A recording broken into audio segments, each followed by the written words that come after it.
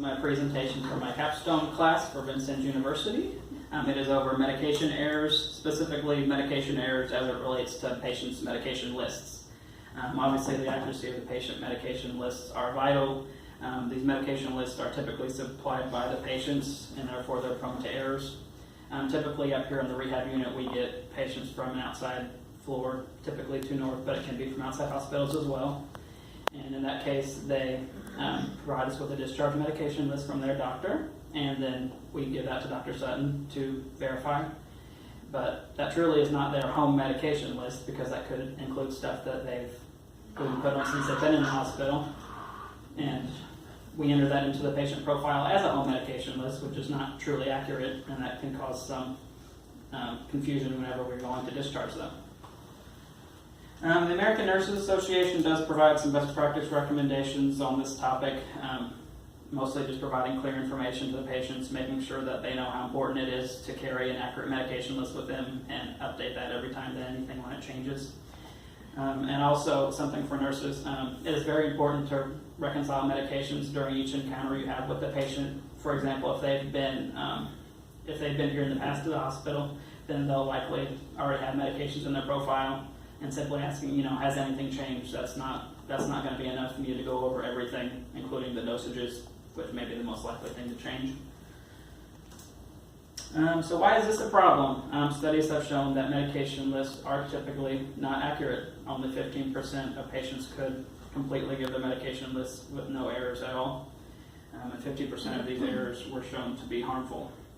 And these inaccuracies can lead to patient confusion about what medications they're supposed to take. It can also lead to some financial problems. For example, if a patient gets sent home with a prescription for an antibiotic and they don't realize that they're supposed to take it, then they will be more likely to be readmitted to the hospital. Additionally, if they were prescribed something that was really just a dosage change and they go pick up a whole new prescription for the medication they already have at home, they may end up dosing themselves twice. They just get confused that way.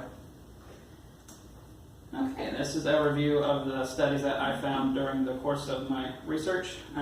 The main overlying point being that pharmacy intervention was found to be very successful in making sure the medication errors were decreased.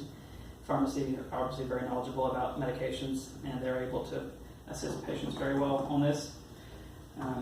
Another statistic I found, as the number of medication a patient is on goes up, so does the number of errors that was found in their lists.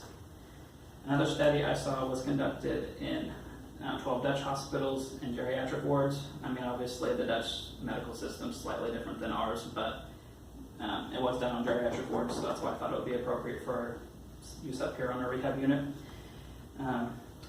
It showed a significant decrease in medication discrepancies after interventions by nurses in pharmacy, down from 62% to 32%. Some shocking statistics that I found is that an estimated 90% of medication errors are not reported. This is a major problem. 40% of nurses' time are spent on medication management, and medication errors cause between 44,000 and 98,000 deaths each year in the United States. And I also found a study from Australia which showed that 80,000 hospitalizations occur each year, resulting directly from medication errors, and that patients with one or more medications missing on their discharge list are more than twice as likely to be readmitted to the hospital. Okay, my PICO question, this is just a way of stating the problem directly in any interventions that I want to apply. The problem is medication errors. The intervention is standardized medication verification protocol. The comparison is current practice of patient verbal verification only, and the outcome is decreased incidence of medication errors. All right, we were also to talk about theoretical framework of theory, and I chose King's theory of goal attainment. It was first developed in the 1960s. It describes relationships between patients and nurses. Care plans play a critical role in this theory, and nurses and patients must establish trusting relationships. And this following is if we were actually to do a research study up here in this setting, we were just to design how that would go. It would be a quantitative study. It would measure medication errors both pre and post intervention, which the intervention I would be proposing would be to add an additional tab in the profile specifically for hospital medications. Currently, we take, like I said previously, the hospital medications typically just get put on their home medication list in the profile, and this can cause some confusion. Having an extra list would mean a little more work for the nurses on admission, but it would make it abundantly clear which is home medication list and which is hospital medication lists. Staff will need to be educated on this and provide a return demonstration to make sure that they can adequately follow the new procedure. And the setting would be here on the rehab unit, a small rural hospital in Southwest Indiana. The sample size would be 30 pre and post intervention. The small number would be just due to the low census. Typically here on the unit, we can average anywhere from 5 to 6 patients, so it would take too long to get a number higher than that, probably. And there would be no need for a control group. Participants would be selected at random. They should be on a minimum of 5 medications. No restrictions on age or gender. They would not need to provide consent for this study, as we would just use incident report data on the medication errors.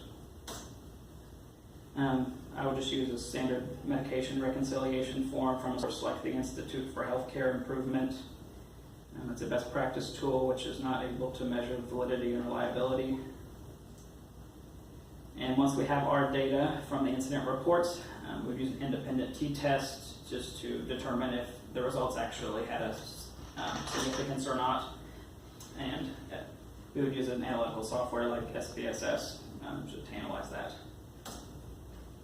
In conclusion, medication errors are a significant problem in healthcare today, and nurses must be aware of this and be vigilant that it can cause harm to their patients.